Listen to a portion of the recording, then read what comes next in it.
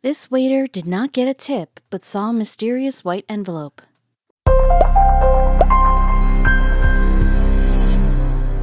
Restaurant waiters often earn more from tips than they do from their hourly wage. This was especially true for Armando Marcage, a 27-year-old waiter and medical student in New York City. When he accidentally offended two customers, he received no tip. Instead, he got a passive-aggressive note and a mysterious white envelope, both of which sent him on a journey of selflessness. Learn how this one interaction changed both Marcage's and the customers' lives for the better. Patsy's Pizzeria is one of New York City's original pizza restaurants. The original owner, Pasquale Patsy Lancieri, opened it in 1933. For decades, it's been serving famous New York thin-crust-style pizza. One of the waiters, Armando Marcage, had been working at Patsy's for 9 years. The 27-year-old was working his way through medical school. As a student and employee, Marcage prided himself on being a hard worker. However, one incident in May 2019 would test his patience. May 4th was Saturday, the busiest day of the week for pizzerias. Like his co-workers, Marcage was swarmed with plenty of customers. When a mother and daughter walked in, he didn't think that anything was unusual. He sat them down and gave them menus. Marcage noticed that the two of them were staring at the wall. The restaurant's walls were decorated with portraits of famous figures and patrons, past and present. It is not unusual for customers to explore the wall. When Marcage approached the two women, they ordered 2 slices of New York-style pizza. The three began talking for a bit, and eventually the mother asked an odd question. Why weren't there more women on the wall? Marcage did not know how to answer that. Some of these portraits had been up for 90 years, and it wasn't like he decorated the walls. He answered that there were women on the walls, just not where they were sitting. The mother-daughter duo did not seem satisfied with Marcage's answer.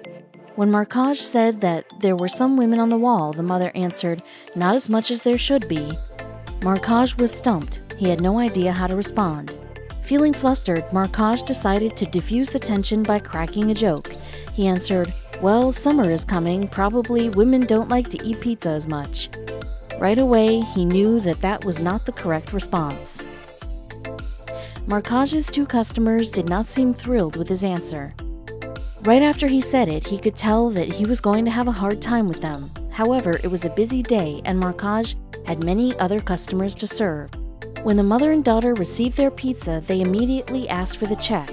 Marcage handed it to them. Having been a waiter at this pizzeria for 9 years, Marcage knew how to handle all different types of customers, but he had no idea what was coming. The next time Marcage looked at their table, the mother and daughter were gone. Before cleaning the table, Marcage looked at the check. He saw that neither of the customers left a tip. Even worse, one of the women left him a note. It said, "Women eat pizza, and by the way, have you heard that women don't leave tips?" Marcage felt terrible, as much of his livelihood depended on tips, but he tucked his emotions away and cleaned the table. While Marcage was cleaning off the table, he noticed a discarded envelope. Clearly, the customers had left something behind. Marcage was about to throw it away when he decided to double-check what it was. When he pulled back the envelope flap, he saw the logo Citibank. Clearly, the customers had left a check on the table. It definitely wasn't a tip, as the note pointed out. They forgot it while leaving the restaurant in a hurry. Even amidst his busy Saturday, Marcage spared a moment to wonder who would have a check around and not spare a tip for the waiter. Considering how rude the ladies acted toward him, he could have understandably kept the check. Marcage now faced a moral dilemma: return the money to the ungrateful customers or keep it as his overdue tip. Many people would have done the latter with little hesitation, but Marcage was not a selfish person. Although Marcage could have understandably kept the check, he didn't. He immediately ran out into the street to find the customers and return it. Unfortunately, the two women were nowhere to be found. Marcage did not know their names or any way to contact them. With few other options, he returned to Patsy's, debating what to do. He still had other customers to tend to, and for the time being, there was no obvious way to return the money. Although it could have been as a breach of privacy, Marcage decided to open the envelope. Checks always include the name of the owner, which might have helped him contact the two ladies. When he opened it, he was shocked. The check was for $424,000. Not only did customers leave money behind, but they lost $500,000. Markaj was suddenly in a sensitive and dangerous situation. Who would enter a pizzeria with this much money? Feeling blindsided, Markaj reached out to his boss, Patsy's current owner, Frank Brija. When he saw it, the 63-year-old owner only said, "Oh my." The two shocked men debated over what to do about it. "Normally, we just put things left behind in the lost and found box in the back," Markaj later said, "but I wasn't going to do that with almost $500,000. One thing was for sure, he wasn't going to keep it, no matter how rude the ladies acted." Markaj and Brija decided to research the woman's name, Karen Vinokur, which was written on the check. They believed that they would find her easily. "We thought for sure it was a billionaire or something who came in here because who walks around with a check like that?" Brija said. Brija asked his son, 30-year-old Adam Brija, to Google the name on the check. Surely, if she was a wealthy person, she'd be easy to find. Unfortunately, it wasn't that easy. Googling her name brought up nothing useful. There are many Karen Vinokurs out there, but none of them looked like the woman Markaj had seen. Where could she have gone? While he was searching for the customer, Brija also waited for her to come back to the restaurant. "I thought for sure it won't be long," he told the Los Angeles Times. "Even a billionaire would miss that much money." Unfortunately, Karen Vinokur was not as wealthy as Brija thought. The 79-year-old mother was a retired social worker. During her retirement, Vinokur spent most of her time volunteering with charities to aid underprivileged women and children. Before Vinokur went to Patsy's, they had spent much of the day hunting for a new condo. Vinokur had just sold her place and planned to use the $424,000 check as the down payment and more on her new home.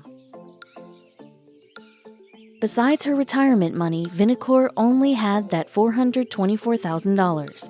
In essence, it was her entire life savings. And because she had just sold her home, she needed that check to pay for a new residence.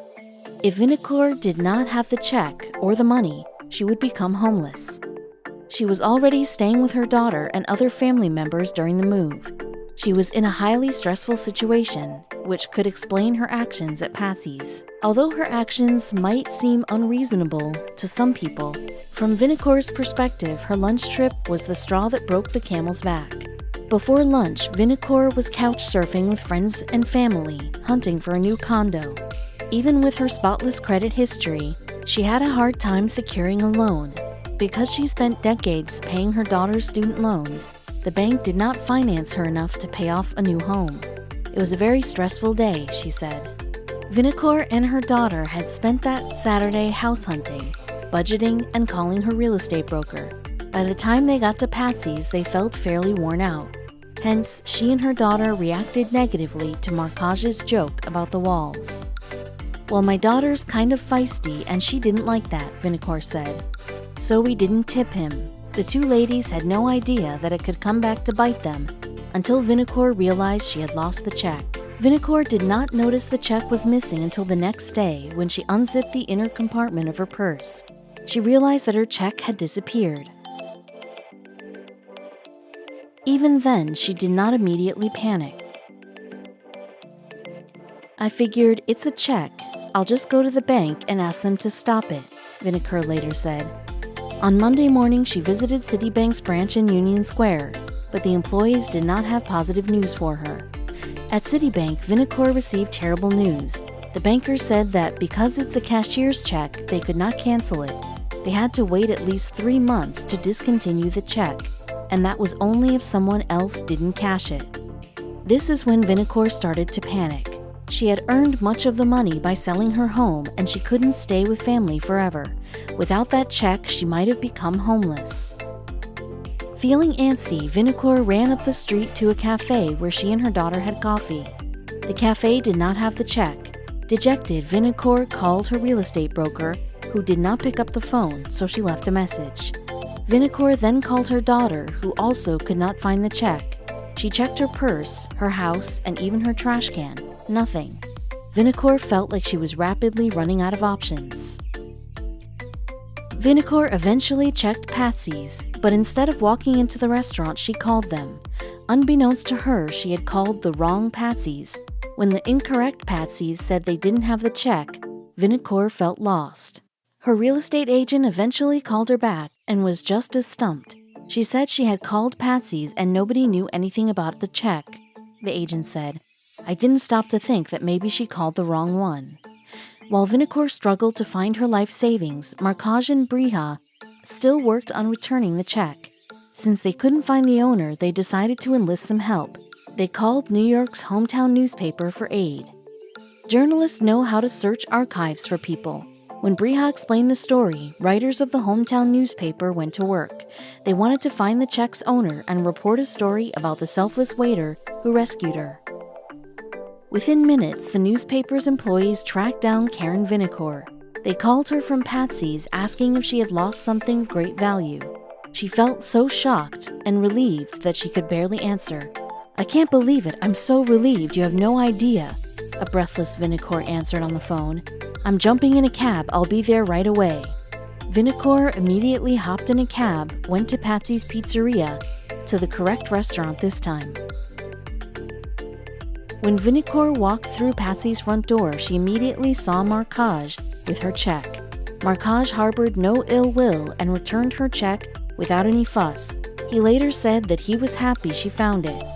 She was in tears, he told ABC7. She was super excited that someone had found it and kept it.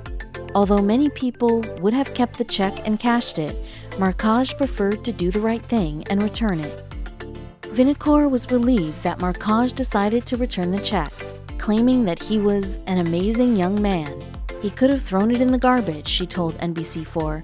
"I mean, he had that option of throwing it in the garbage because we were not very nice to him."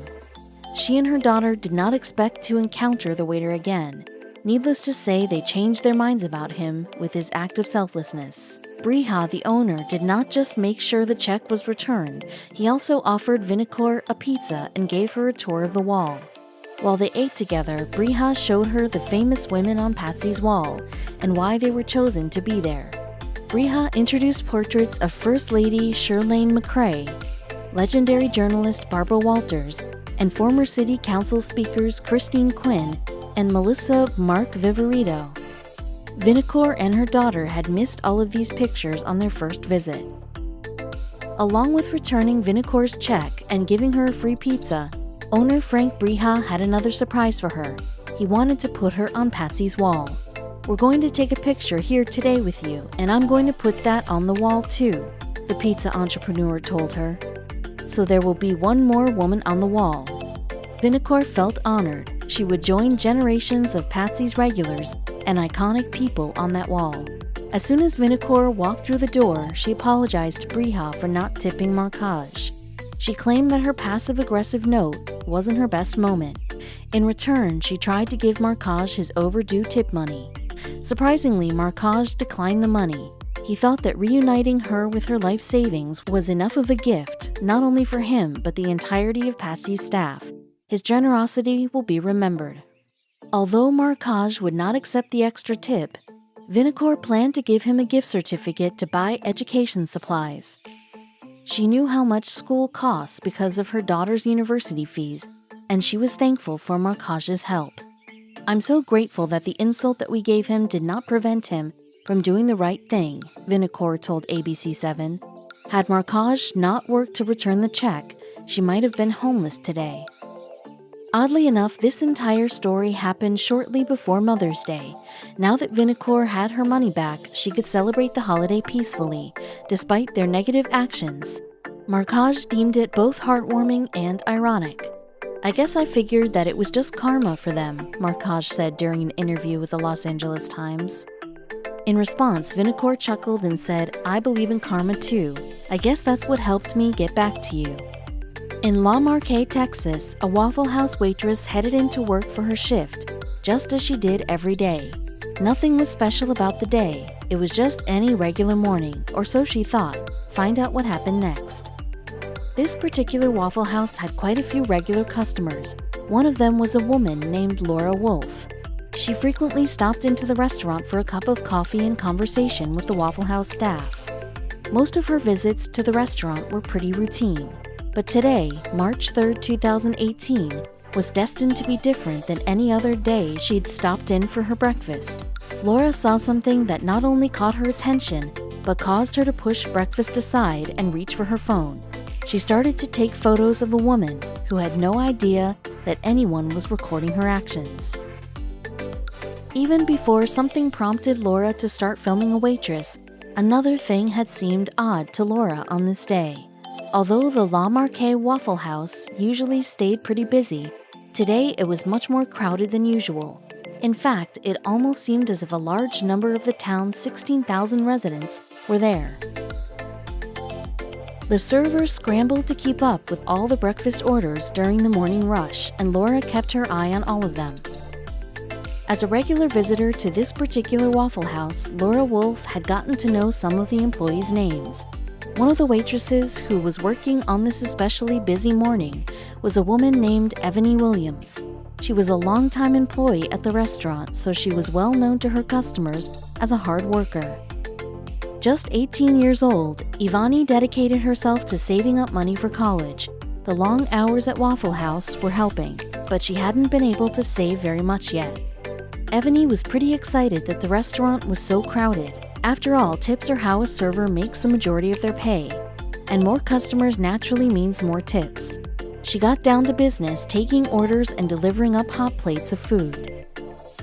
Unfortunately, the restaurant was a little understaffed on this busy day, so Ebony had to hustle even more to cover her duties and keep up with everything.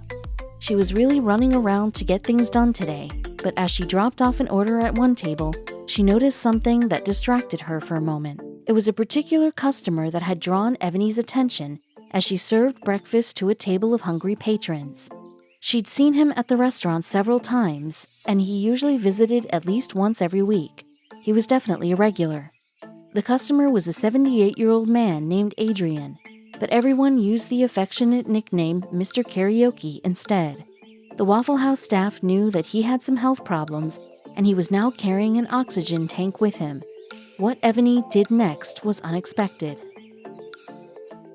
Ebony was moving around non-stop to keep up with the fast pace at Waffle House. That crowded day, she didn't really have any time to stop and take a break. Finally, she felt like she was getting caught up on her duties. Just then, Adrian attempted to get her attention. She finally noticed Adrian's efforts to be noticed, so she walked over to the bar area where he was sitting.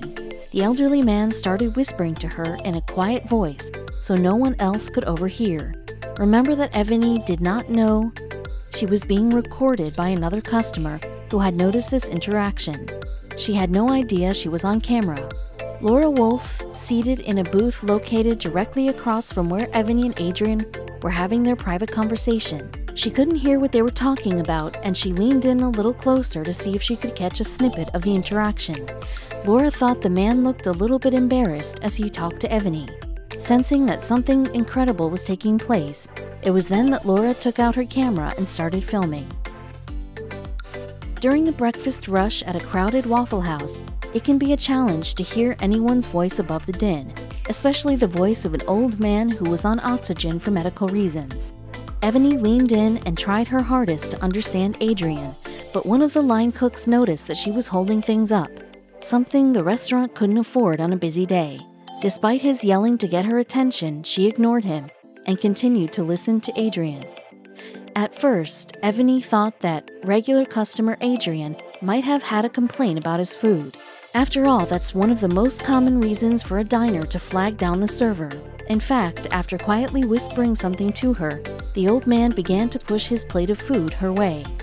Ebony took the plate, loaded it up with ham, toast, home fries, and scrambled eggs, and pushed it right back to him. What was going on?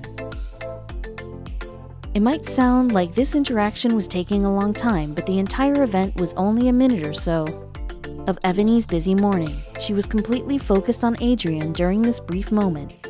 All thoughts of the packed restaurant and its many hungry customers left her mind temporarily as she listened to the elderly man speak. Laura was still filming the interaction, of course, but there was another recording being made as well. In a busy restaurant like Waffle House, security cameras are increasingly important. This particular location did have a CCTV security camera set up. At the same time Laura was watching the interaction take place, the camera hanging from the ceiling was also recording everything that happened. The silent camera, barely noticed by anyone, gave a bird's-eye shot of everything happening between Ebony and Adrian on that fateful day at a Waffle House. Laura Wolf was speechless after she witnessed the scene that had just played out in front of her. She now had several photos of Ebony and Adrian as the waitress returned his breakfast plate to him. She struggled with what to do with the photo evidence and eventually decided to post it to her Facebook account. She shared it, not having a clue how she was about to change Ebony's life. The astonishing scene that Laura Wolf had just watched and recorded all started when Adrian flagged down waitress Ebony. The man was experiencing a decline in his health and was not able to perform personal tasks the way he used to be able to.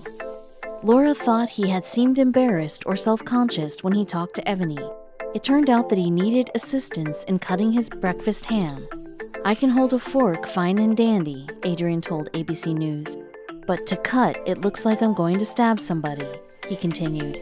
This is what he had asked of Ebony, for help cutting his food. Later, Ebony talked about the scene at the Waffle House on that fateful morning. "He was like, 'My hands are not functioning too well,'" she said of Adrian's request. She had to really lean in order to hear his question. "He needed me to cut his food for him, so I did," she told ABC News. Ebony took his food, cut the ham in 2 bite-sized pieces, and pushed it all back over to him. This was pretty routine for a waitress to do with a regular customer, so Ebony went about her regular day and didn't much think of it, for now. Laura felt strongly that she wanted to get the story out about what she had just witnessed. She figured Facebook would be the best place to share her photos. Here's what she posted. "I don't know her name, but I heard this elderly man tell her his hands don't work too good." Laura went on. "He was also on oxygen and struggling to breathe. Without hesitation, she took his plate and began cutting up his ham. This may seem small, but to him, I'm sure it was huge. I'm thankful to have seen this act of kindness and caring at the start of my day, while everything in this world seems so negative." The post instantly affected everyone who saw it. Even while she was still at the Waffle House, Laura's post started to get some major attention. Her phone was lighting up with alerts left and right. People shared positive things about Ebony, and many of them shared Laura's post on their own accounts. Word rapidly began to spread of this woman's kind deed. "If we could all be like this waitress and take time to offer a lending hand," was how Laura decided to close her Facebook post. Little did she know what would happen as a result. It didn't take long for Laura's post to go viral. In just a few days since she first shared it, the photos racked up 90,000 likes and nearly 50,000 shares. People were truly touched by Ebony's kind act and wanted to share the heartwarming moment with their own friends and family. Adrian got attention from the post too. He told ABC News, "Somebody told me 2 days later that I was very popular because they saw me on Facebook," he said, and joked that they got a fancy picture of my suspenders in the back. It seems everyone in the town knew about Ebony and Adrian. La Marque, Texas's mayor, is named Bobby Hocking. When word of Ebony's good deed reached his office, he instantly wanted to meet her. It was arranged that the meeting would take place at the Waffle House, of course. The restaurant was filled with cameras for the event, which Ebony had expected. But she had no idea what the mayor had planned for this special event. He wanted to honor her in front of everyone. Ebony's big day arrived, and she watched as her place of employment filled with reporters and camera crews. At least this time around, she would be aware that she was being recorded.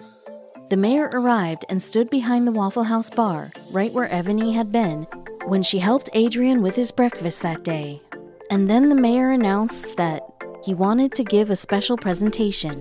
He told the gathered crowd and news cameras that he was declaring March 8 as Ebony Nene Williams Day in La Marque. And things were about to get even better for Ebony, who was already in disbelief. As Ebony's stories made the rounds on the internet, people wanted to learn more about her. How did this remarkable woman end up working at Waffle House? People found out that Ebony worked so very hard because she wanted to save enough money to attend college. In a paying it forward move, some residents of La Marque set up a GoFundMe account in an effort to raise tuition money so Ebony could go to school. And it turns out that someone very important received news of this fundraising effort. More and more people began to donate to the GoFundMe page that had been set up to raise money for Ebony and pay it forward so she could attend college.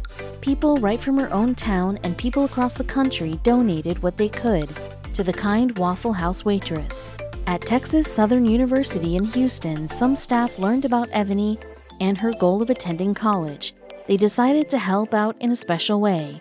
One of the university's administrators said, "We wanted to reward Ebony's act of kindness." As Ebony learned about the new holiday in her honor that day at the Waffle House, she beamed knowing that Adrian and Laura were both there to cheer her on. But there was someone else present that Ebony did not expect in her wildest dreams. Also, there was the president of Texas Southern University. He said that he wanted the chance to meet Ebony and let her know that good deeds do not go unnoticed. As he said in an interview later, he later explained in a television interview. After the mayor's presentation of Ebony's special holiday, it was the president of Texas Southern University's turn to take his place behind the Waffle House bar. He was about to give the special woman a gift no one could have imagined. With a jumbo-sized check in hand, the president announced that the school was rewarding Ebony a scholarship worth a whopping $16,000. Ebony and most of the crowd burst into tears with surprise and joy. The folks who helped start this whole thing were especially happy for Ebony. Laura Wolf and Adrian could have had no possible idea the role that they would play in one Waffle House waitress's future. As she spoke to reporters that day, Laura had this to say, "It was so busy in here, you know?" And she actually took the time to stop and hear what he had to say instead of walking past him. "It just meant something to me," she explained, and Adrian said that the act meant a lot to him as well. Ever humble, Ebony said that she did what anyone else would do if they knew someone was in need. She didn't let the award, the media attention, or even the scholarship go to her head. As she told local reporters, "I don't know, it was something I would do any other day.